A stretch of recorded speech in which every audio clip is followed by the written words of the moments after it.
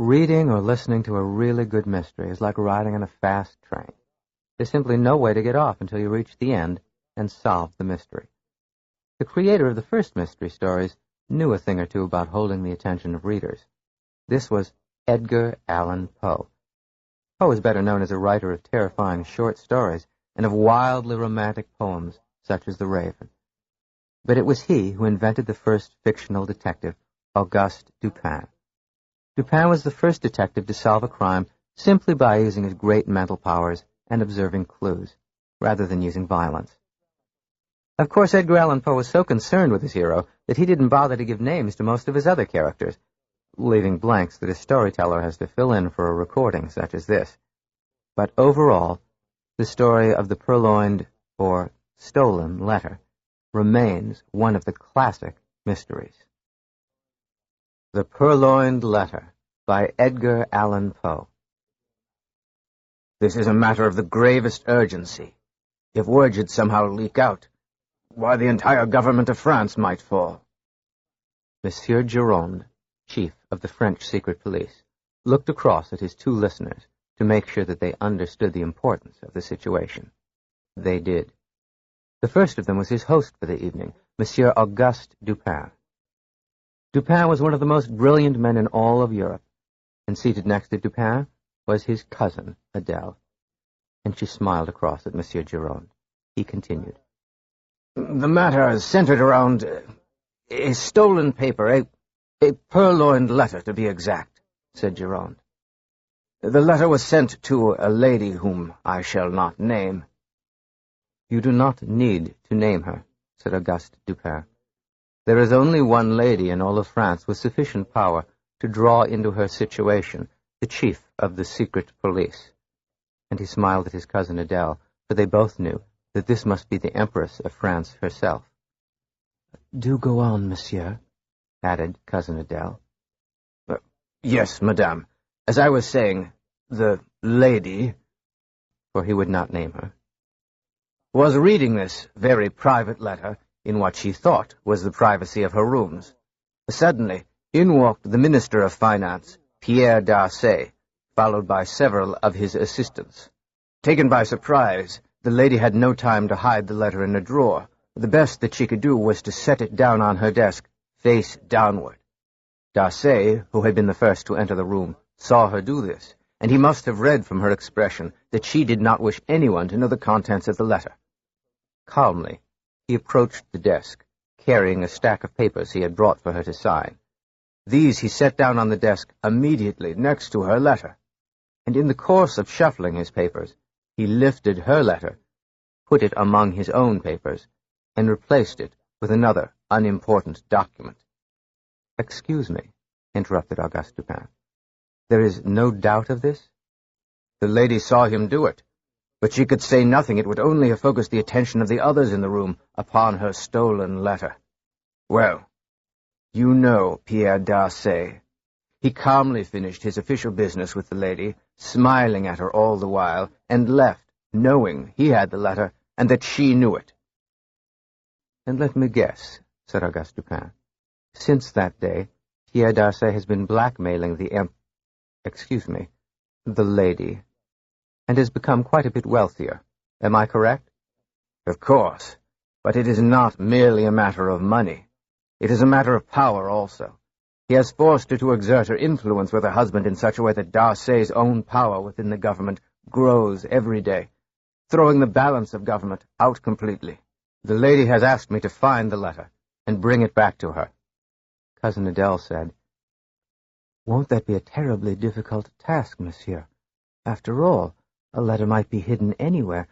Pierre d'Arcy might even mail the letter himself. No, Adele, said Auguste Dupin. D'Arcy must keep the letter close at hand, so that at any moment he might publish it and ruin the lady's reputation. That is what I thought, of course, said Gironde of the secret police. We know for a fact that D'Arcy does not, however, keep the letter on his own person. On 2 occasions, my men have attacked him, I beg your pardon, madame, and a thorough search has shown no letter upon his own person. Of course, said Auguste Dupin. A man as clever as Pierre Darsay would not carry the letter himself. Well, what other steps have you taken, Gironde? Every day for the last 6 weeks, we have entered his home and his office. We have taken the furniture apart and reassembled it, lifted the rugs, broken into his safe. We even probed the ends of his bedpost with long needles, but we found no letter. Well, perhaps you are trying too hard, monsieur.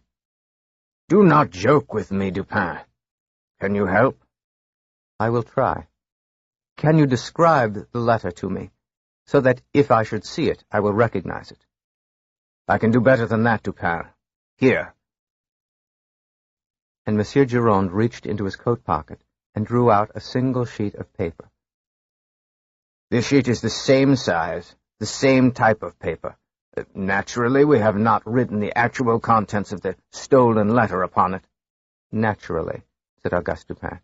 However, we went so far as to duplicate the wax seal that originally closed the first letter. May we see now, monsieur? Asked Cousin Adele. And Gironde passed the paper to her. Well, I will go on in my own way, Gironde, and I suggest you continue your own searches. Of course. We shall meet here when either of us has news. Fine. And he walked Monsieur Gironde to the door. When he returned, his cousin said, But Auguste, how can you possibly succeed where the entire secret police force has failed? Well, cousin, said Auguste Dupin, the secret police have a certain method that they always follow. Give them a crime similar to one they have already solved, and they will solve this new one. However, give them something new and original, such as the matter now before us, they have no idea how even to begin. Well, we shall see. We shall see. And he climbed the stairs, humming to himself. During the next 10 days, Adele saw very little of her cousin Auguste Dupin. And then one night, she walked into the parlor of his home to find him sitting reading in a most relaxed manner. But she, who knew him so well, could tell that inside he was very agitated. From time to time he would glance up at the clock. Finally, at precisely 8 p.m., there was a firm knock on the front door. Without looking up from his book, Auguste said, Adele, would you be so kind as to answer that? It will be Monsieur Gironde of the French secret police. A few moments later, the three of them were seated together, and Dupin asked, Have you made any progress, Monsieur Gironde? I regret to say that we have made none, Dupin, and the matter grows more dangerous every day. Darsay pushes the lady further and further in his quest for power. Good, said Auguste Dupin to their surprise. And your own personal situation? Let us just say that the lady is not pleased with our lack of progress on the case. Why, that letter would be worth 50,000 francs to the man or woman who could get it for me. Indeed, said Auguste Dupin. Have you your cheque-book with you? Yes? Would you be so kind, then, as to write out a cheque for that amount? He spoke in such a way that Monsieur Gironde said nothing, but only looked at him. He drew forth from his pocket his cheque-book, wrote a cheque for 50,000 francs, slowly tore it off, and handed it across to Auguste Dupin, who glanced at it. And then, from between the pages of the book he had been reading, Auguste Dupin pulled out a single sheet of paper. Here is the missing letter. Please be kind enough to return it to the lady, he said. Auguste! Exclaimed Cousin Adele. But Gironde said nothing. He only stood up, took the single sheet of paper and unfolded it. And then he said, This is the letter. But however did you... It does not matter. What matters is this. Pierre Darsay does not know we have the letter. He believes it is still in his possession. Seeing that Auguste Dupin was not going to give him any more explanation, Monsieur Gironde quickly left with the letter. After she had walked him to the door and returned, Cousin Adele clapped her hands, and she said, Auguste, it was wonderful. It was like watching a magician drawing a rabbit from a hat. But surely you won't hide from me how you did this thing. Of course not, cousin. We have no secrets between us. I shall be glad to tell you. As you know, Pierre d'Arcy is not my favorite person. He and I have had several encounters in the past, and he has treated me, shall we say, rather shabbily. Nevertheless, I have learned that the man is highly intelligent. I tried to put myself in his place, to think myself inside of his own brain, so to speak. Being a member of the government's inner circle, Pierre d'Arcy must surely know the workings of the French secret police, and be totally familiar with their methods. He would expect them to look in his innermost hiding places for the stolen letter. He must, therefore, hide it in, shall we say, one of his outermost hiding places. Twice in the last 10 days I have visited d'Arcy at home. The first time, under the guise of looking at the artwork in his home office, I glanced around looking for the letter. I noticed against one wall a letter rack, and in the letter rack, Auguste, interrupted Cousin Adele, surely you are not going to tell me that the missing letter was there. Actually, all that I could see, Adele, was a sheet of paper of the same size and the same color. Under the circumstances, I could not look too closely. However, it did appear possible that this was indeed the purloined letter, and that all that he had done was to turn the letter side to the wall, write something else on the other side, and leave that side facing out for anyone walking into the room to see. The more I thought about it, the more I believed that this is the kind of thing Pierre d'Arcy would do. I made an excuse to come back another day, today to be exact. D'Arcy was his usual smooth self, which is to say, positively oily. In the midst of our conversation, we were interrupted suddenly. There was a gunshot outside his window, followed by some screaming. Auguste, what happened? It appears that some country fellow had accidentally fired off a hunting rifle on a crowded sidewalk. Naturally, there were shouts and screams. Was anyone hurt? No, the rifle was empty. No one was hurt, except Pierre d'Arcy. You see, I had arranged the incident of the hunting rifle. He went to the window, as I had anticipated, to see what was going on, and in those few moments, Adele, I went to the letter rack, removed the page he had there, and replaced it with a copy Monsieur Gironde had given me the other night. It was only a matter of moments. D'Arcy noticed nothing. I joined him at the window, and then remained for another 20 minutes, so he would not be suspicious. Ah, Auguste. And the letter you took? Was the letter that I just gave to Monsieur Gironde, and which he identified as the purloined letter. And what will happen now, Auguste?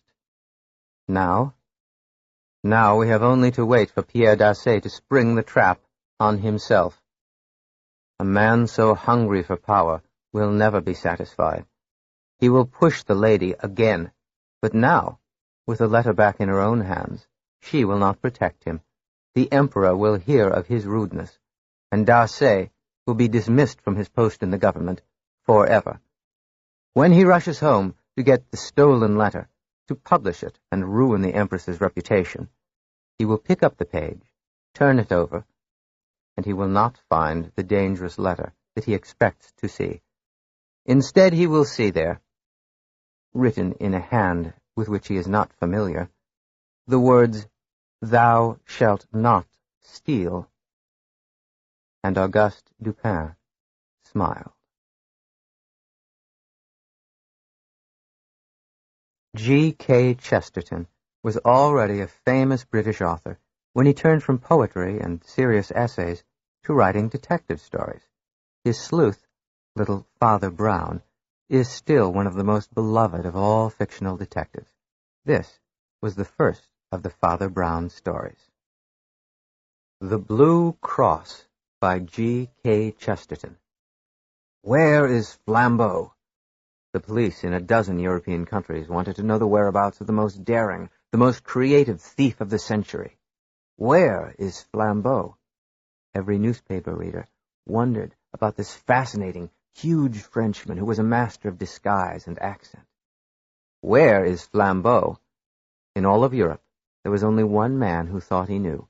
This was Aristide Valentine, chief of the Paris Police Department detective force. He had sent a telegram ahead to his colleagues at Scotland Yard in London, informing them that Flambeau is, I am convinced, on his way to London to attend the International Conference of Clergymen late this week. He is, of course, in disguise. I remind you, he is a master of accent in disguise, but there is one detail he cannot hide. He is 6 feet 4 inches tall, with an athlete's build. Therefore look for someone large. It may be old, young, male, female. That may be Flambeau. Flambeau is coming to London, but so am I, Aristide Valentine. On the ferryboat ride from the coast of Belgium to the coast of England, Valentine looked around him for someone that might be Flambeau, but no one could possibly have been the arch-thief. Again, when he reached the railway station to catch the train that would take him up to London, his eyes were wide open, but there was no one over 6 feet tall among the entire crowd. With a sigh, Valentine entered a railway compartment and sat down with 4 other passengers. At the last possible moment, as the train whistle was blowing, the door opened, and a 6th passenger came in, or rather he tried to come in.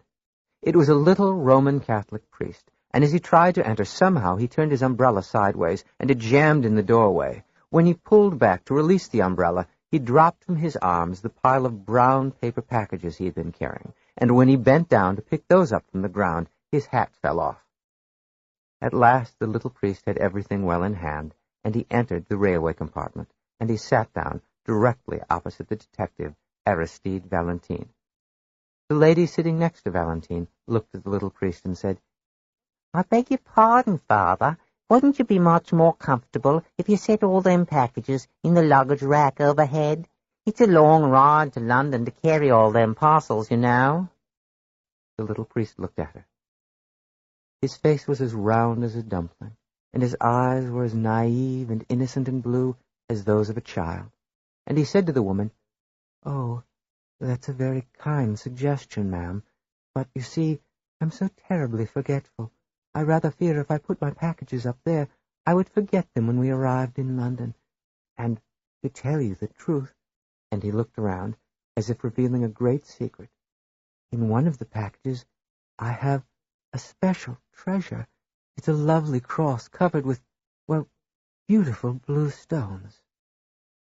And he held the packages tightly to his chest and sat back. He had gotten Valentine's attention. Could it be that this little country priest was carrying one of the famous religious relics that was going to be shown at the International Conference? Valentine knew that one of these was a medieval cross, the Blue Cross it was called, made of silver and covered with priceless blue sapphires. He made sure to strike up a conversation with the priest on the way to London, but all the information he could get from him was the fellow's name, Father Brown.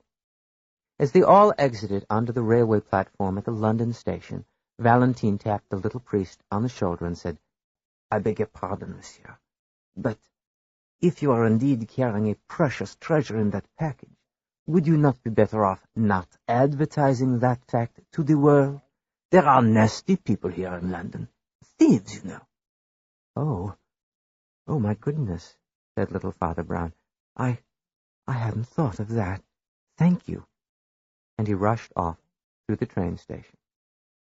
2 hours later, after checking in with his English colleagues at Scotland Yard, Valentine was making his way by foot across London to the site of the International Religious Conference. He hadn't eaten it, and so he decided to stop for a bite. His eye was attracted by a very elegant restaurant. What caught his eye was not the elegance of the restaurant itself, but the fact that the large plate-glass window in the front had a huge star-shaped break in it. This is odd, thought Valentine, and he went in and sat down and ordered a cup of coffee. The waiter brought this to him. Absent-mindedly, Valentine stirred in a spoonful of sugar, and then he sipped his coffee. What is this?" he thought, and he poured himself another spoonful of sugar and tasted. "This is not sugar. This is salt." He tried the contents of the salt shaker. "And this is sugar." He called over the waiter. Are you in the habit of exchanging the positions of the salt and the sugar to play a trick upon your patrons? Asked Valentine. Oh, he must have been those priests, said the waiter. I am terribly sorry, sir. What priests? Asked Valentine. Oh, they were here about an hour ago, sir, said the waiter. And the first thing that happened was the larger one paid the bill, and when I came to collect the money, it turned out he had paid over 3 times what he had been correctly charged. But he had already left, so I turned to a smaller companion to tell him about the mistake. The little fellow said, "Oh, well, that will take care of the expenses." I didn't know at all what he meant. I took the money to the cash register at the back of the restaurant. Just then, I looked up and saw the priest. He had drawn back the head of his umbrella, and he shattered our plate-glass window. Then he ran out as fast as he could. Well, naturally I followed, but he had a head start on me. I followed him to Berwick Road, where I was just in time to see the two of them catching the W bus. Where is Berwick Road? Asked Valentine. Oh, to the left, sir, said the waiter, and Valentine hurried out. When he arrived at Berwick Road, he immediately spotted one of those signs of safety and respectability so dear to the heart of all Londoners, the London Bobby. He rushed up to this police officer and identified himself as the head of the Paris detective force, Aristide Valentine. I am hot on the trail of Flambeau himself. Flambeau? Said the Bobby, and his eyes grew wide. We'll need help, sir. And he blew his whistle. A minute later, 2 other police officers appeared. Valentine turned to one of them and said, You, back to Scotland Yard. Tell him that Valentine is headed up Berwick Road after Flambeau. You other 2, after me. And without another word, he spun on his heel, dashed off the sidewalk, and darted through the traffic. For he had seen on the other side of the street one of London's famous double-decker buses. The 2 bobbies had no choice but to follow after him, running between the cars and trucks. The 3 of them made it to the bus just as it pulled away, and they climbed to the 2nd story and sat down, breathing hard. What precisely are we looking for, Monsieur Valentine? Asked the first bobby. Valentine, said the detective. I do not know, but something unusual. I will know it when I see it. And he sat back in silence. The 3 of them rode on for an hour, the 2 London policemen beginning to think that Valentine was mad. Suddenly Valentine leaped to his feet and pulled the cord for the driver to stop the bus. After me, he shouted, and the 3 of them ran down and across the street to a market. He approached the grocer.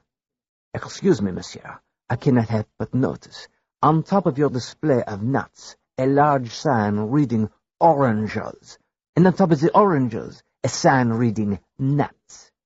The grocer said, Yeah, must be them priests what did it. If I get my hand... What priests? Well, they come by to buy some fruit, and at the last moment, the little one, he upsets my entire display of apples. I would have grabbed him, sir, except that I was too busy picking up the apples from the street before they was ruined. They weren't that way. The 3 policemen ran on, now at full speed. Where are we? Oh, governor, said one of the bobbies. We're headed towards Hampstead Heath. I hope they don't go there. It's a large, wild, open park sort of a place. We might never find him if they get out there. By now the day was almost done. Shops and stores were being closed for the evening. Stars were beginning to twinkle above.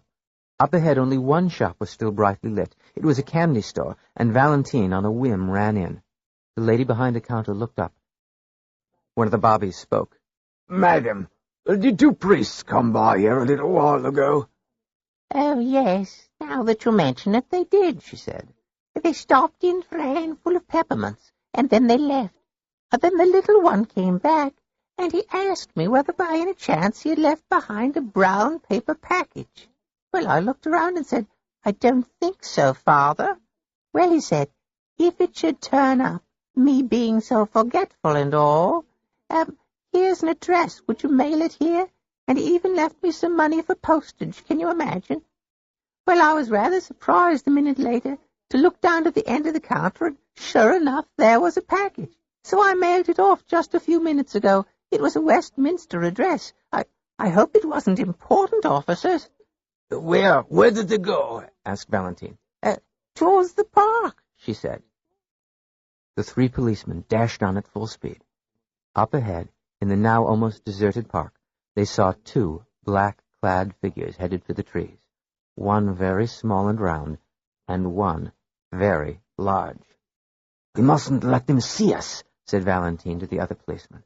We will have to make our way slowly, behind trees and bushes, but do not lose sight of them. It took them 30 minutes to catch up to the two priests, but at last the two black-clad figures had sat down on an old park bench. Pointing silently, Valentine directed the two officers to other sides of the bench, so that the three of them would surround the scene. Then he drew near, hiding behind a large oak tree. The huge priest on the right was just saying, "I really couldn't say, Father Brown." It was indeed the round-eyed little fellow that he had met on the train to London. "But at any rate, I have grown tired after our long walk. I am through with this conversation, Father Brown. Now, won't you just hand me that blue cross of yours? I could take it from you, you know. We're all alone here in the park, and I could tear you apart like a straw doll." Spoken in this calm tone of voice, the words were doubly terrifying. The little priest said nothing. The large man continued. "Yes, I am Flambeau. Now, won't you give me the cross?" "I'm afraid I cannot." "You cannot?"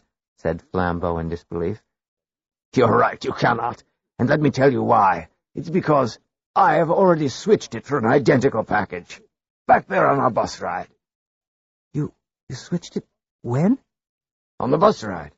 "Oh, thank goodness," said Father Brown. "In that case, I must tell you that I switched it back in the candy shop." "You what?" "Yes, I knew you were no priest from the very beginning. It's that telltale bulge up your right sleeve, the spiked bracelet. I recognized it at once." "How do you know about the spiked bracelet?" asked the thief. "Oh, one's little flock, you know," said Father Brown. "For 8 years I took confessions from the worst criminals in all of England, in the worst neighborhood in London. I learned a great deal about crime. That's where I learned about the spiked bracelet, and that's where I also learned about switching packages and mailing it to yourself at another address in London. And that's what I've done, Monsieur Flambeau." "What?" said the thief. He reached inside his coat and drew out a brown package and ripped it apart. "Straw," he said. "Straw." "Yes. I'm rather surprised you didn't know that I had done it. You could have stopped me by using the spots, and I don't think I could have stopped you, even with the iron dog. My legs aren't strong enough." "Spots? Iron dog, what are you talking about?" Oh, well, if you don't know about those things, perhaps you haven't gone so awfully bad as that. But, you know, you made a second mistake. Back in the restaurant, once I suspected that you were not a priest at all, I tested my theory.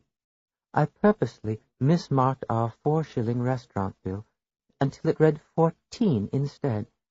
An innocent man would have protested to the waiter, but you paid it because you did not want any attention to be focused on you. Then I knew for certain I was right. Then I broke the window of the restaurant. "You what?" Yes, and since then I have been leaving a trail. And you mentioned a moment ago we're alone here in the park. We're not.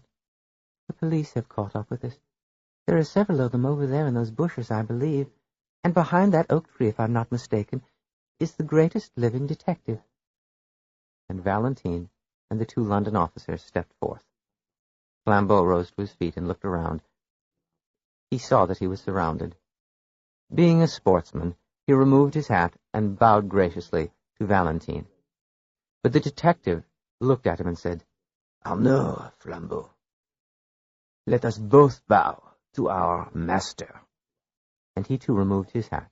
And then detective and criminal, Valentine and Flambeau, turned to bow to little Father Brown. Unfortunately, the little priest didn't notice. He had dropped his umbrella, and he was busy picking it up.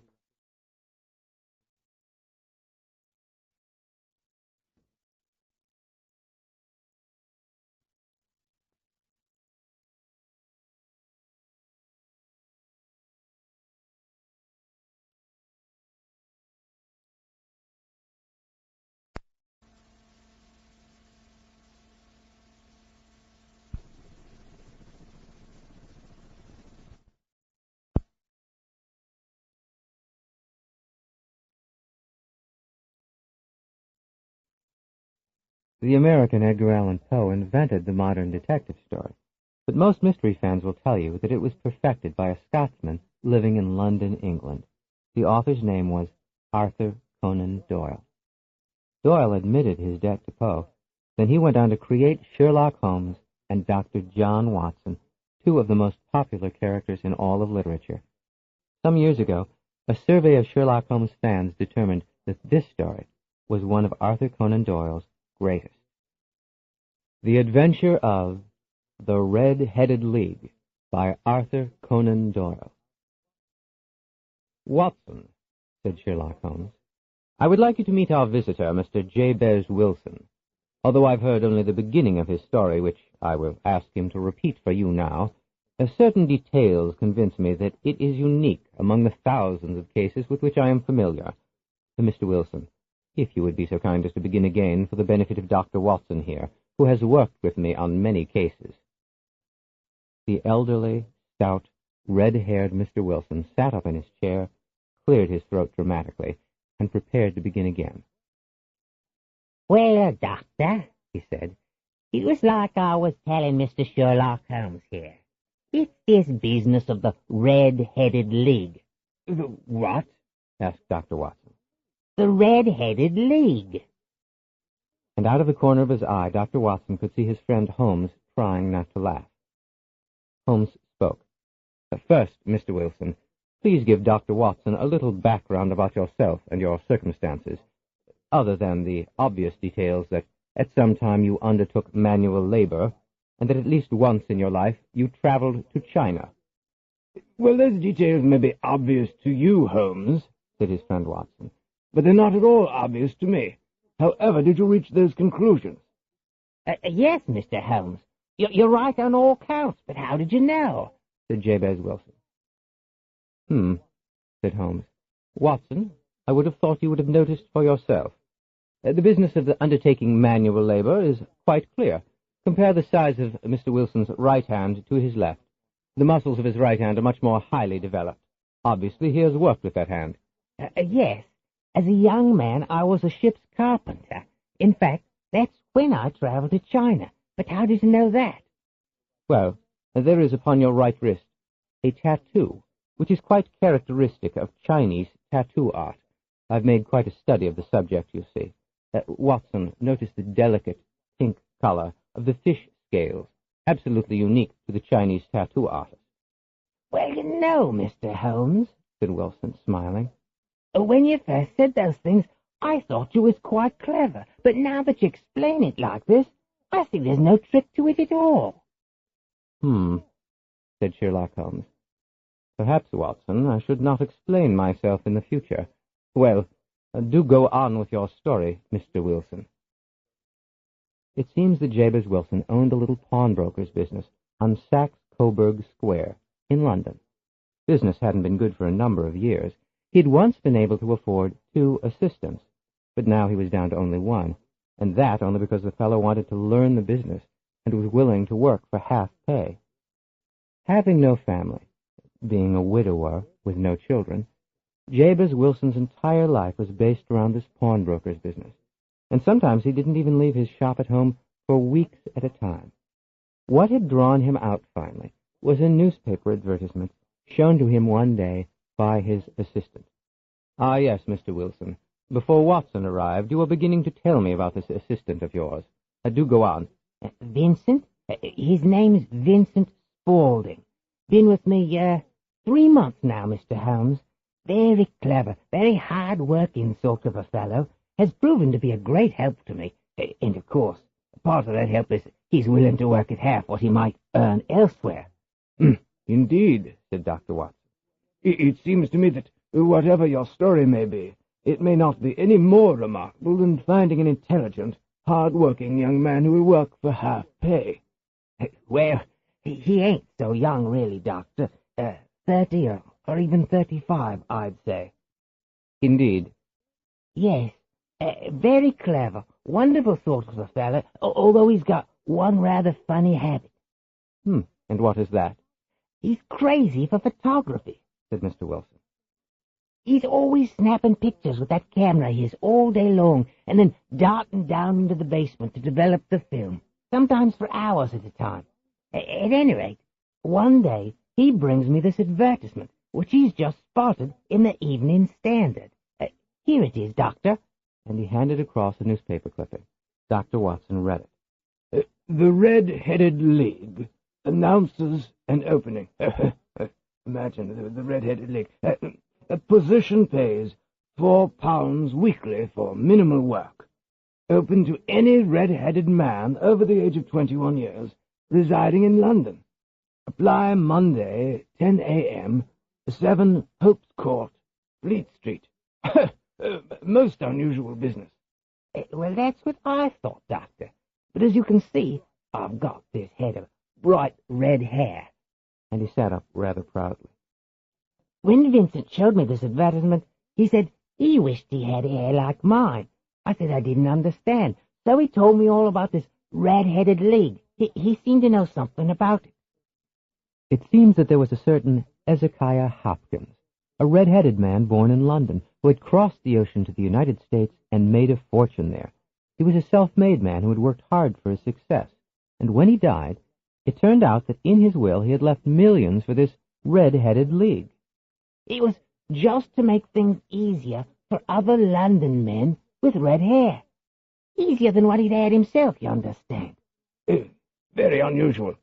Indeed, said Holmes. I've never heard of anything quite like it. Please, continue. Well, Vincent, he says to me he heard it was an easy way to pick up some money. And if you look at the ad, it's a couple of £100 a year. As you know, business ain't been too good. I could certainly use that. He says, why don't I apply? But I says, Vincent, what makes you think I could get this position? There must be hundreds, even thousands of red-headed men in London. And not like you, he says. Not with real, true red hair like you, Mr. Wilson. But what about my business, I says. And he replies, well, I don't know, but if it's only light work like the ad says, maybe I can watch the shop for you. So we decide to go. Monday morning, just before 10 a.m., Jabez Wilson and his assistant reached the address in the advertisement. There were so many red-headed men waiting that the street looked as if it were on fire. But Vincent Spaulding, pushing and butting and mumbling "excuse me," somehow moved his employer up near the front of the line. At last it was Mr. Wilson's turn to enter the office of the Red-Headed League. There, seated at a bare table, was a Mr. Duncan Ross, himself a red-headed member of the League. Jabez Wilson described the scene. He looks up at me, takes one good look, stands up, and smiles ear to ear. He walks over to me and he says, "What beautiful hair you got, sir," and asks me my name. And then he says, "Now, Mr. Wilson," and he walks all around me, staring at me red head, "if you'll just excuse me taking this little precaution," and he reaches out, grabs a handful in either hand, and pulls as hard as he can on my hair. "Ouch!" I screams, and the tears come to my eyes. He laughs and he says, "Can't be too careful these days. We've had 2 fellas in this morning trying to fool me with red wigs. Hey, this is the most beautiful red head I've seen ever," he says.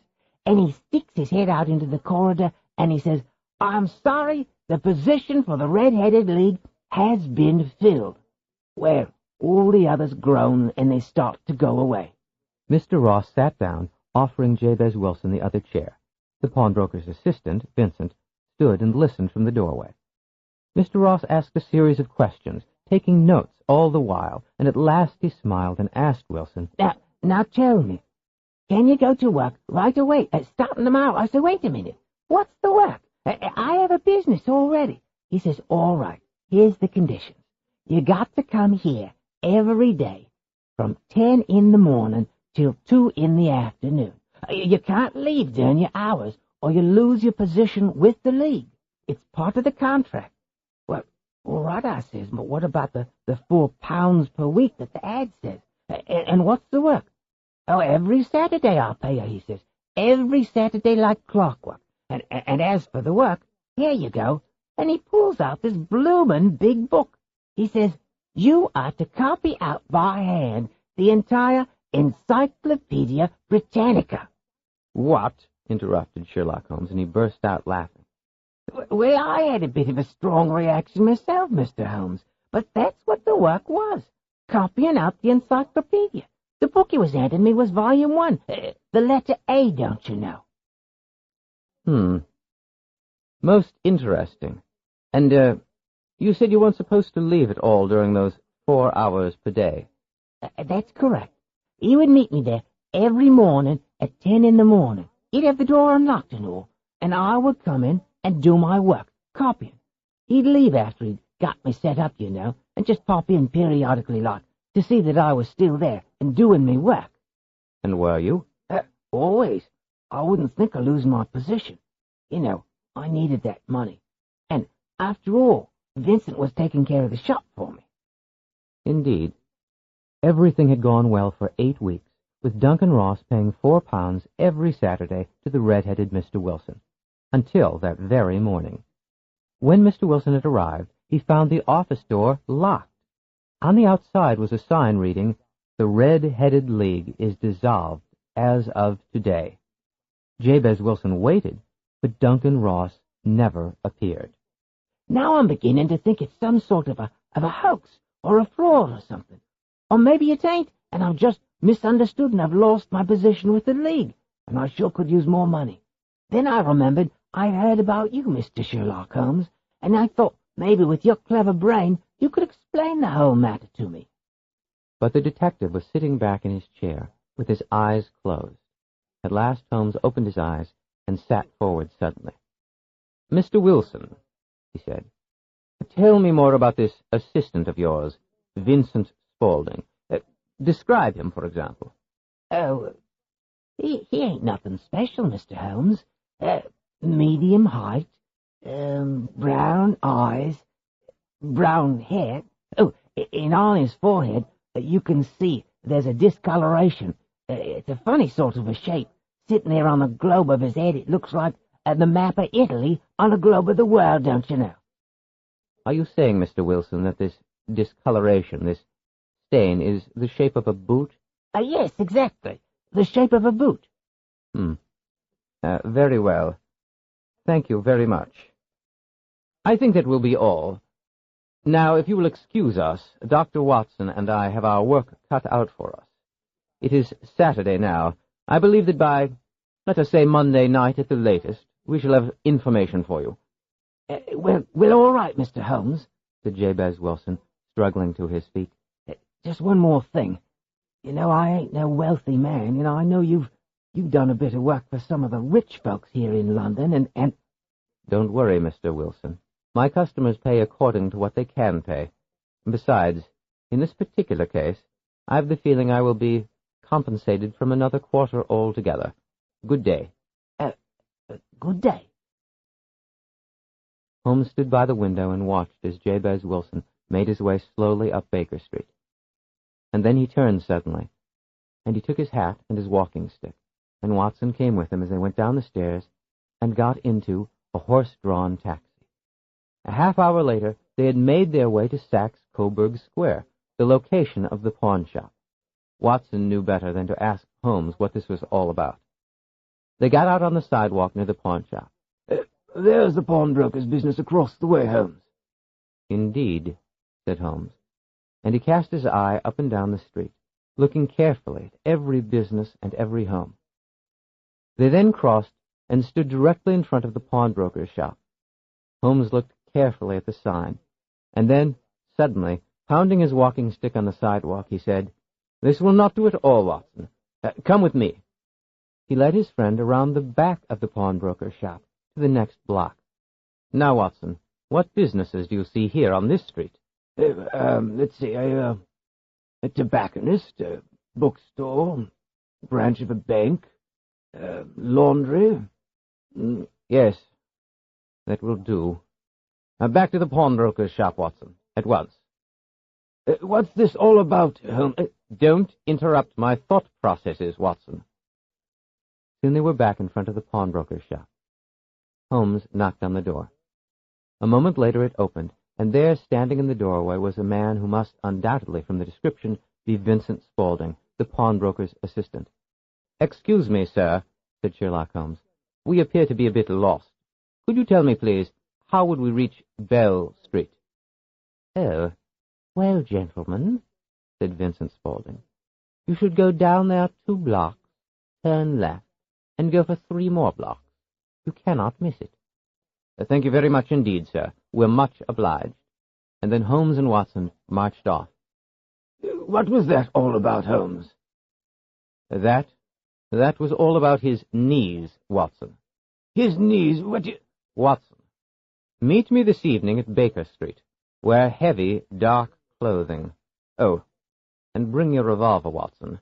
This may be dangerous. That night at 10 o'clock, Watson appeared at 221B Baker Street. He entered the rooms of his friend Sherlock Holmes, who, he could tell right away, was quite excited. Thank you for being timely, as always, Watson," said Holmes.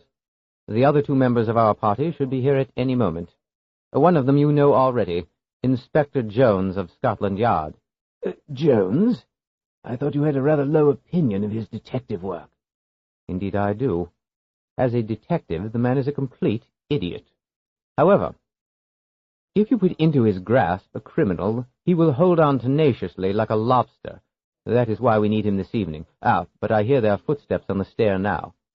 And indeed, a moment later there was a knock upon the door. It opened, revealing 2 men there. One, the familiar form of Police Inspector Jones of Scotland Yard. The other was an older man, dressed in a very elegant fashion. Inspector Jones spoke. "Oh, good evening, Mr. Holmes, Dr. Watson. Allow me to introduce here Mr. Merryweather, the branch manager of the bank you spoke of this afternoon." The banker strode forward with the most angry expression upon his face.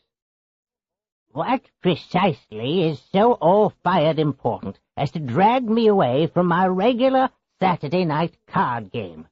I have not missed a hand for 27 years.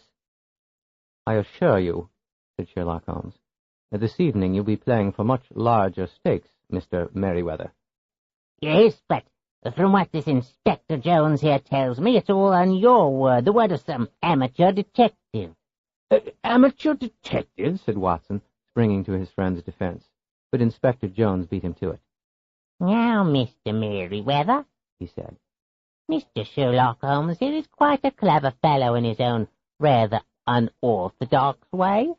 He's done us 1 or 2 good turns at Scotland Yard, he has. He actually has the makings of a good detective himself some day." Holmes turned a cold eye upon him and said, "Thank you so much, Inspector Jones. But now, gentlemen, there is no time to waste. We must be off to Mr. Merryweather's bank." And he led them down the stairs.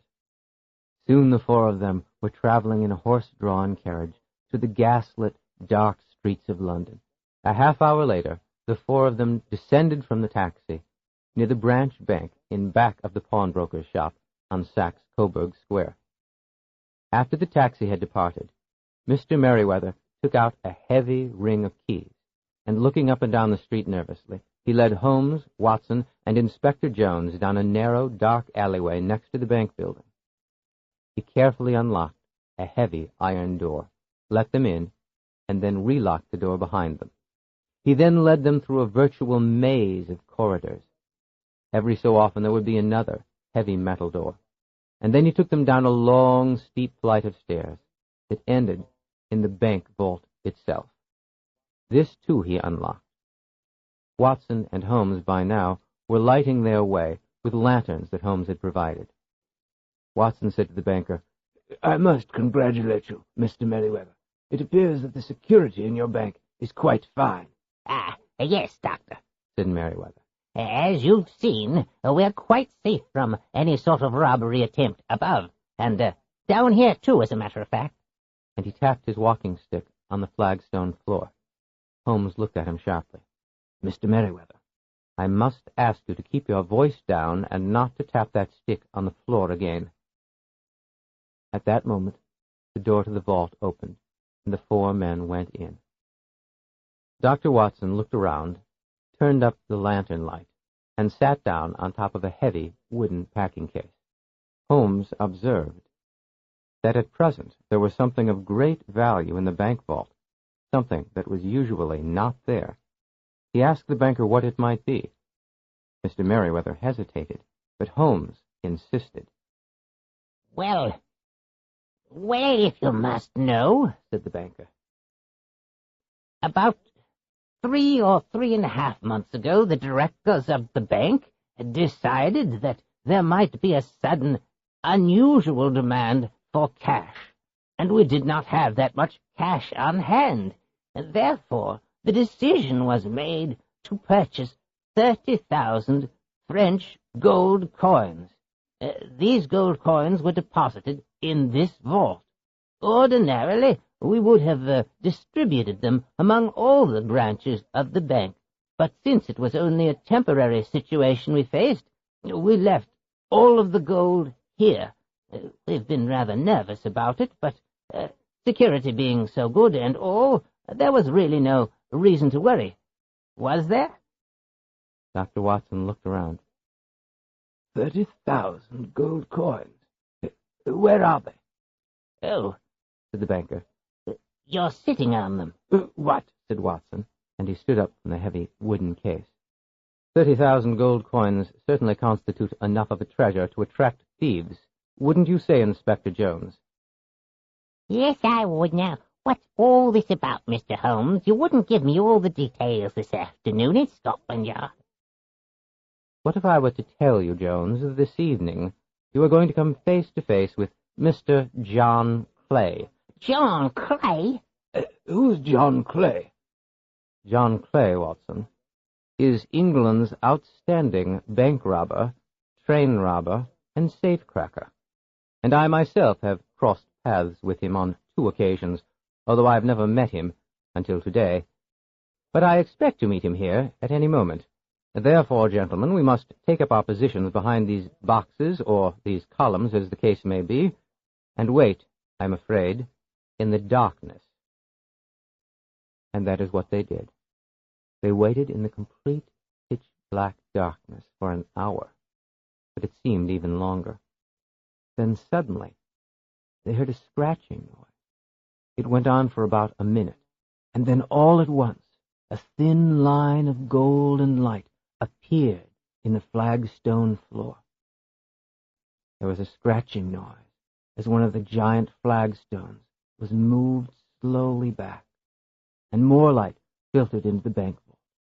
And then from below someone pushed, and the huge flagstone turned over and fell with a resounding crash. A moment later, a man boosted himself into the bank vault. Then he reached down to pull his companion into the vault. It was at that moment that Sherlock Holmes opened the light on his own lantern and stepped forward. "Mr. John Clay, you are under arrest," he said, and Watson, too, opened his lantern. And there in the light he saw Vincent Spaulding, the pawnbroker's assistant. But he had no time to think of it, for Spaulding yelled, "Jump for it, Archie!" and the other man did jump back into the tunnel. Spaulding, that is John Clay, prepared to follow him, but Inspector Jones jumped forward and pushed him away from the opening. John Clay pulled out a gun, but before he could aim it, Holmes struck with his heavy walking stick, and the gun clattered to the floor. "It's no use, Mr. Clay." The criminal stood back against the wall and took a deep breath. Yes. I must congratulate you, gentlemen. You've done it very neatly. Well, at least Archie got away. Inspector Jones snickered. That's what you think, Mr. John Clay. I've got my men surrounding the pawnbroker shop at the other end of this tunnel. Now, if you'll just stand still for these handcuffs, they'll be off to Scotland Yard. We've got a few matters to talk over, Mr. Clay. The banker, Mr. Merriweather, was so congratulatory of Holmes' brilliant detective work, and so grateful. I tell you, he said, the board of directors will offer such a reward, Mr. Holmes, for your magnificent, your wonderful... Yes, Mr. Merriweather. I need no reward for myself. I should like the board of directors to give the reward, whatever it may be, to Mr. Jabez Wilson. At the very least, he shall need it for the repair of his basement floor. Good evening. During the ride back to Baker Street, Watson turned to Holmes and said, "My dear fellow, however on earth did you put all of the pieces of this case together? I saw all the same clues, had all the same information, but I was totally in the dark." And Sherlock Holmes explained how he had unraveled the case. Like you, I was struck at once by the fact that this Vincent Spaulding was young, clever, and energetic, and yet willing to work for half-pay at a slow-moving business such as that of Mr. Jabez Wilson. My suspicions were further aroused by the fact that it was Spaulding who so pushed Mr. Wilson to leave his shop for a certain number of hours every day in order to be a member of the Red-Headed League. What could be in the shop, I wondered. Then I thought about the fact that Spaulding spent a good deal of time alone in the basement. This led me at once to conclude that it might be a tunnel. Mr. Wilson himself gave me the final clue when he described the stain upon the forehead of his assistant. I recognized the fellow immediately. It had to be John Clay. But what would draw a criminal of John Clay's caliber to that neighborhood? That is why we had to go and look for ourselves, Watson. You will remember that I struck my stick upon the sidewalk in front of the pawnbroker's shop. I was listening for a hollow echo, but there was none. This told me that the tunnel Clay was digging did not project from the front of the shop, but instead from the back. Then we went around to see what was in back of the pawnbroker's shop, and I saw at once that a bank touched diagonally upon the back of the pawnbroker's shop. When we returned to the front door of the pawnbroker business, I knocked in order to meet John Clay face to face. Yes, you said something about his knees, Holmes. The knees of his trousers were badly worn, for he had been down upon his knees, digging in the tunnel. It was then only a matter of getting in touch with Inspector Jones at Scotland Yard, and through him with Mr. Merriweather. Ultimately, the four of us ended up this evening, waiting for Mr. John Clay to arrive in the bank vault. Oh, yes, Holmes, and how wonderful it was to actually catch the fellow in the act.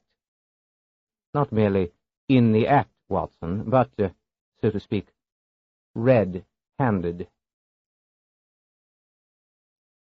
Perhaps the greatest mystery of all is how authors keep coming up with new riddles to solve and new detectives to solve them. So, like the great fictional detectives, follow the trail to your library or bookstore for more mysteries.